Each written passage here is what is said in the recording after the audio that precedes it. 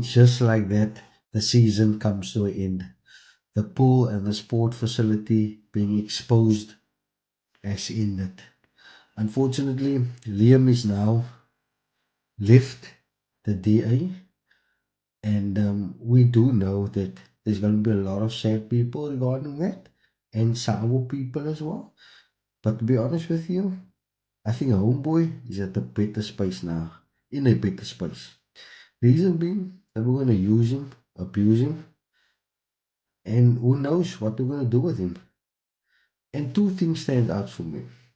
One, he took that opportunity very quick, which tells me that a lot of things is happening there, but blow duckies, a lot of things is going down, huh?